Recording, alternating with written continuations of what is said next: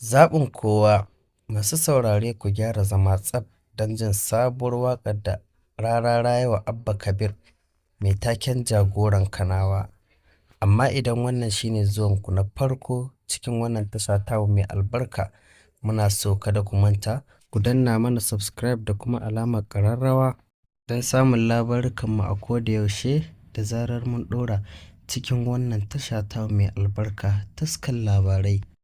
Tare da danna mana alamar comment da kuma liking akan bidiyon namu idan hakan ya samu. Don hakan ne kaɗai ke ƙara mana ƙwarin gwiwar kawo muku sahihan labarai.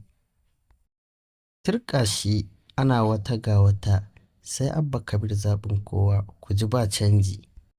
To fa wannan ita ce waƙar da shahararren mawaƙin nan na Najeriya Rarara ya yi wa Abba Kabir.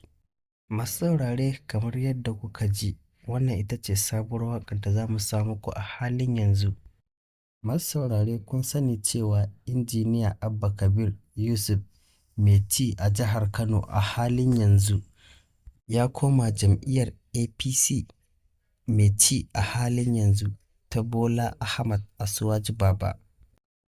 Wannan shine dalilin da ya sa shahararren fitaccen mawaƙin nan na siyasar Najeriya Dauda Kahutu Rarara ya yi masa wannan waƙar mai taken sai Abba Kabir zaɓin kowa.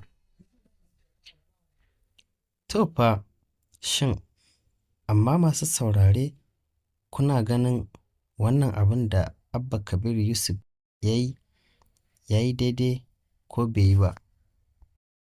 Da komawarsa jam'iyyar APC da ya yi mai ci a halin yanzu don raba gari da jam'iyyarsa ta NNPP mai alamar kayan marmari.